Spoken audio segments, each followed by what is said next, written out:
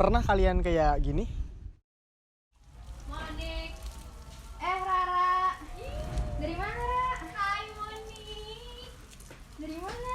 Udah lama gak ketemu, aku udah dari sana. Ya, kamu sih udah lama gak kesini. Iya, sumpah aku sama, ya ampun, kamu makin cantik aja deh. Biasa habis Perawatan. perawatan. Ini loh, abis Ya baru ampun. Pak. Oh, habis dari spa. Iya. Ya udah deh, aku balik dulu ya. Mau kemana lagi? Biasa, ada itu.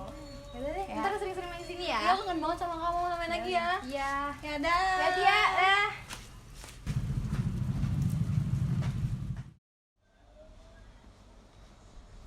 Sam, Rara. tahu nggak Kenapa? sih? Aku tadi ketemu Monik. Terus? Dan dia tuh sombong banget, parah. Tau gak sih, dia tuh kayak cerita Bispa, terus dia kayak sombong banget gitu. Belagu ya orangnya. Iya, bego banget, gila gak sih? Tapi bukannya kalian deket? Ya deket sih, tapi tuh kayak aku gak suka aja sama caranya dia, tau gak sih? Kayak gini kah?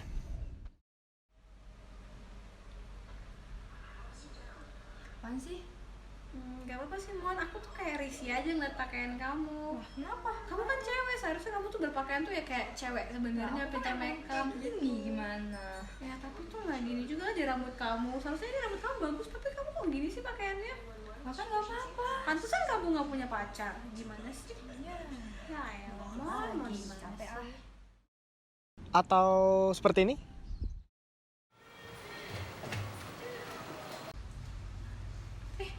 Mau kemana kamu?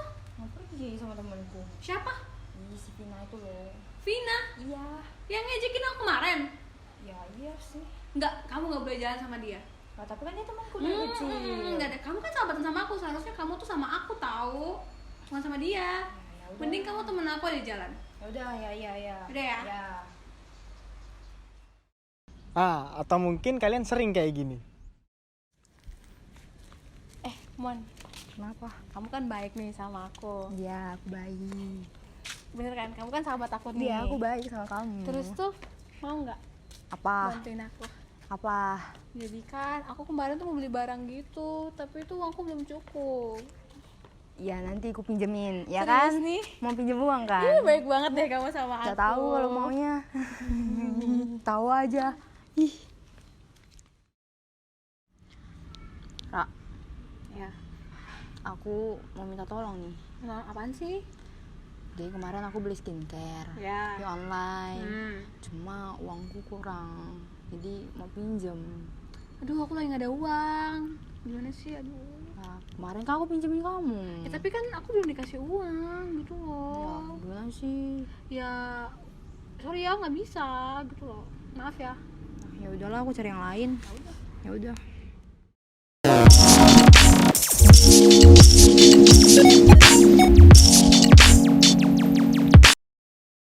Dari video keempat tadi, kalian bisa nyimpulin nggak kira-kira apa yang mau kami bahas dalam video ini? Kalau yang belum tahu, kami kasih tahu. Jadi, yang akan dibahas dalam video ini adalah tentang toxic friendship. Nah, kalian pasti nggak asing dong dengan istilah tersebut. Apalagi kalian remaja milenial kan, yang mana kata orang itu remaja milenial mengalami masalah pertemanan yang rumit, konflik yang banyak dalam pertemanan, circle pertemanan gitu kan. Nah, jadi dalam video ini kami akan membahas tentang toxic friendship. Sebelumnya kalian tahu nggak toxic friendship itu apa? Nah, ini kami kasih tahu ya. Jadi toxic friendship itu adalah dimana pertemanan seseorang itu mengalami masalah atau mungkin bisa jadi pertemanan yang buruk dan merugikan.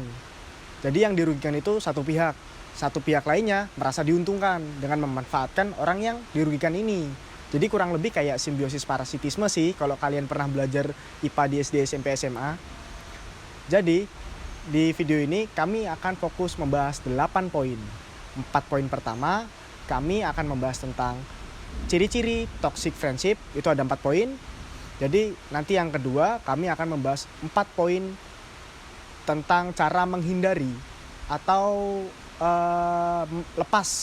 lepas dari circle pertemanan yang toxic friendship tersebut. Jadi simak aja videonya. Hai teman-teman, di video kali ini aku dan beberapa temanku akan menjelaskan tentang 4 ciri toxic friendship. Nah, apa aja sih Mari kita bahas. Yang pertama, aku akan jelasin. Yang pertama itu baik di depan tapi busuk di belakang atau menusuk dari belakang. Nah, itu gimana sih? Jadi, kalau misalnya nih, kita cerita tentang diri kita ke orang yang kita sebut sebagai sahabat atau mungkin saudara kita.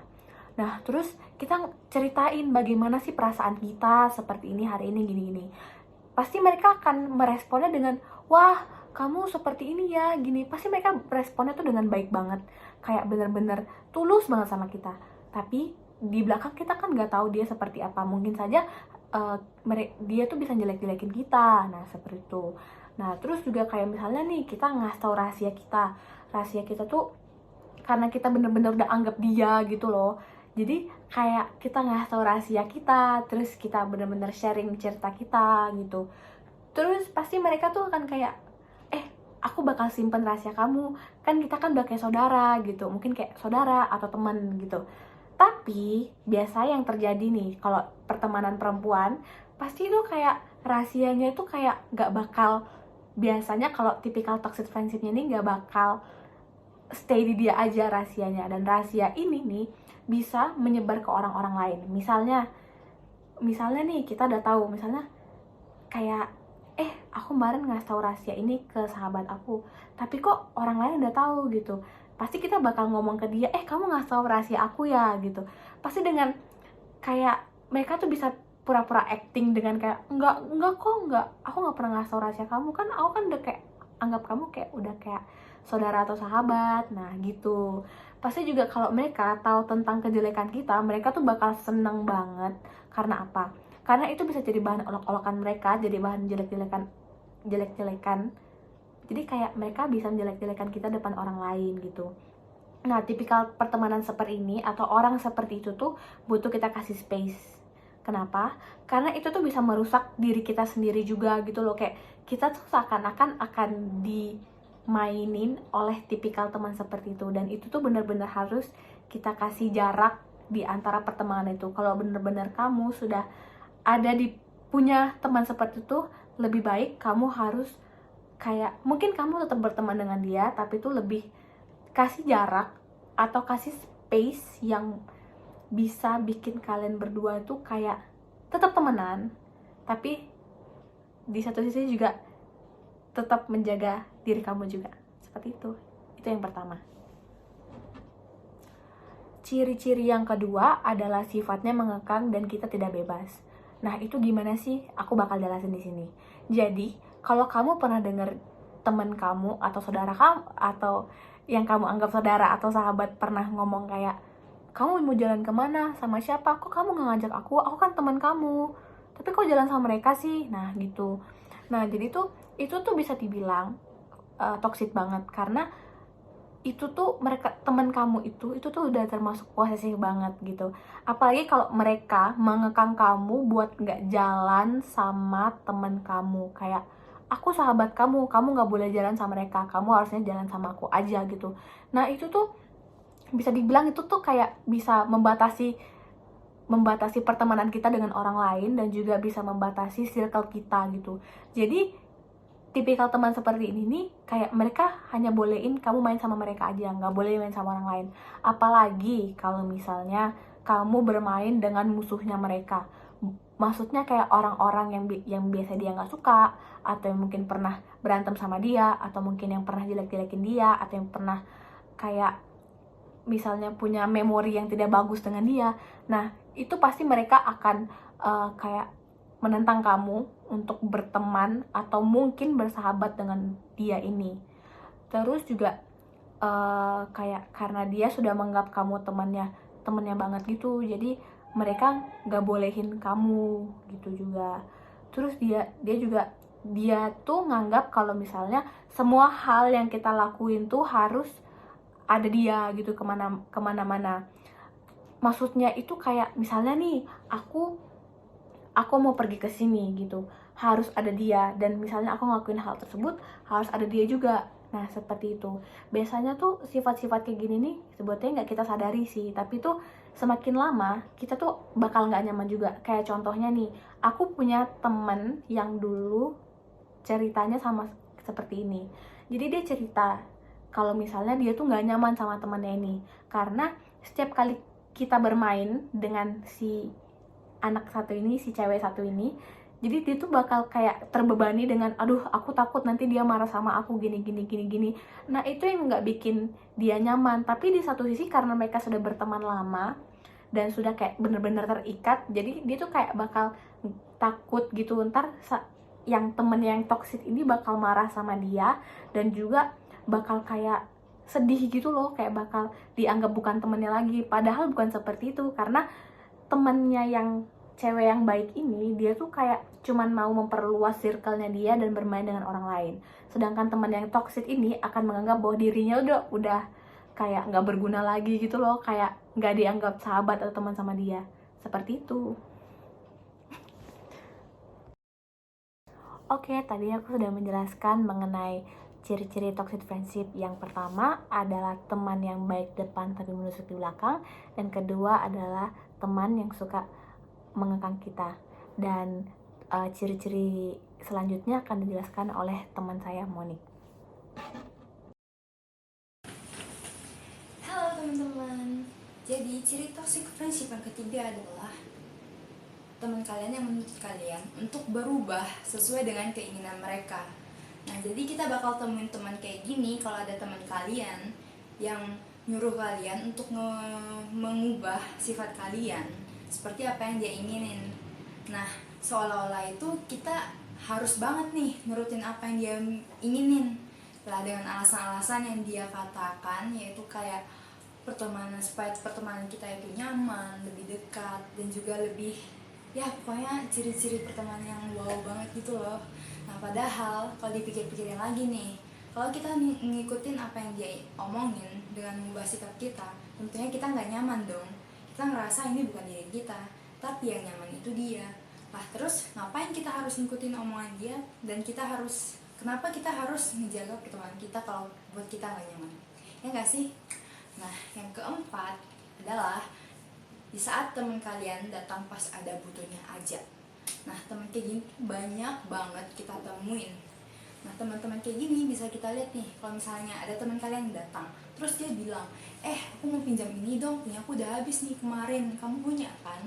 Nah, dengan sangat baik dan santai kita ngomongnya itu bakalan, oh iya ini aku pinjemin, kayak gitu. Nah, di lain hari, kalau misalnya kita datang ke dia dan kita butuh, misalnya kita butuh apa yang sama kayak apa yang dia butuhin kemarin, dan kita datang, kita ngomong, aku juga mau pinjem dong yang kemarin kamu pinjem sama aku.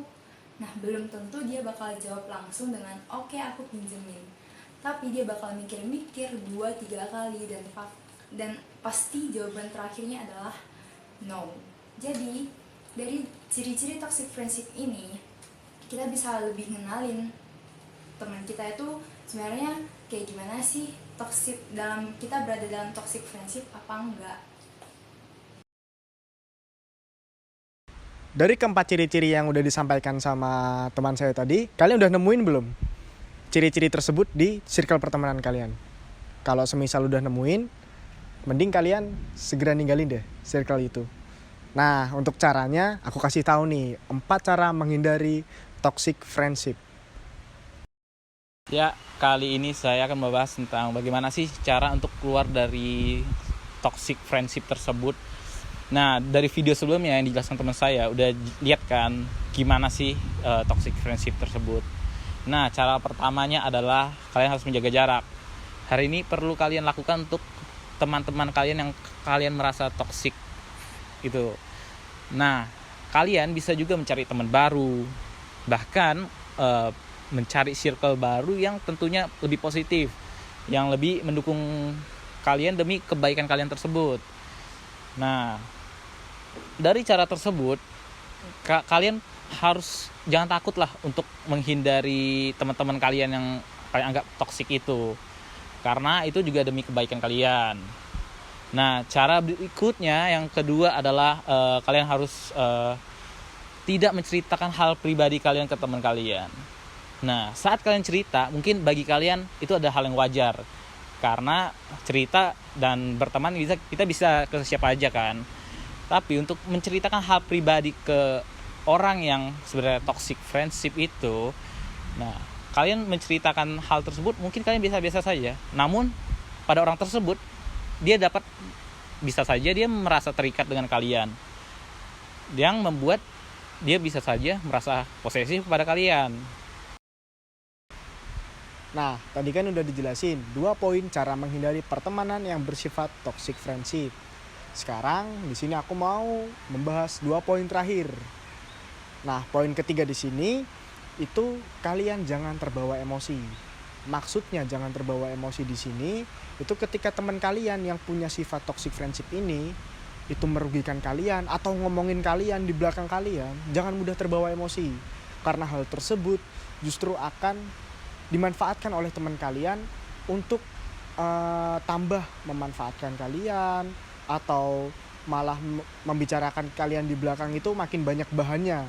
Jadi kalian jangan mudah terbawa emosi dengan teman kalian yang memiliki sifatnya toxic friendship gitu. Yang keempat, ini yang terakhir, solusi paling utama dan paling penting dari keempat solusi ini adalah tinggalkan dia.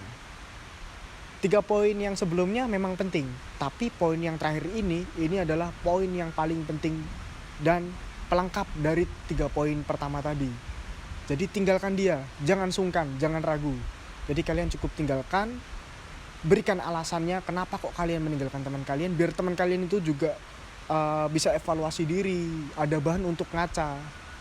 Nah, jadi kalian harus tinggalkan dia, tetapi dengan catatan jangan menyakiti hatinya, karena kebencian akan melahirkan dendam dan kebenaran yang salah juga akan melahirkan dendam. Jadi kalian tetap halus cara ninggalinya, jangan langsung pergi dan kalian seperti teman kalian ini malah berbicara banyak hal di belakang teman kalian yang toxic friendship ini. Jadinya kalian sama saja dengan teman kalian. Jadi itu tadi keempat poin cara menghindari pertemanan yang toxic friendship. Nah, dari keempat poin yang terakhir tadi gimana? Kalian udah ada keinginan untuk lepas dari pertemanan toxic friendship atau menghindari bahkan teman-teman kalian yang ada potensi untuk jadi toxic friendship? Nah, jadi kesimpulannya di sini adalah dengan ke-8 poin tadi, kalian itu harus memilih teman yang sesuai dengan kalian, yang pertama. Terus yang kedua juga kalian harus pandai dalam melihat situasi kondisi circle kalian itu seperti apa. Jadi apakah circle kalian itu udah ada reaksi toxic friendship atau belum? Nah, kalian harus pandai melihat itu. Jika sudah ada toxic friendship, segeralah kalian untuk lepas dari circle pertemanan tersebut, karena itu akan merugikan diri kalian sendiri. Apalagi kalau kalian adalah tipe orang yang gak enakan sama orang lain, maka kalian akan terus dimanfaatkan oleh teman yang memiliki ciri-ciri toxic friendship tadi. Jadi gitu kesimpulannya. Nah, buat kalian yang masih remaja saat ini, tolong untuk berteman dengan baik, tentunya dengan positive vibes, agar pertemanan kalian itu terjalin dengan baik dan tidak ada konflik, serta sesuatu yang merugikan baik bagi diri kalian sendiri atau bagi teman kalian. Oke, sampai di sini aja. See you next time. Di rumah aja. Video ini bermanfaat ya buat kalian. Bye guys, stay safe.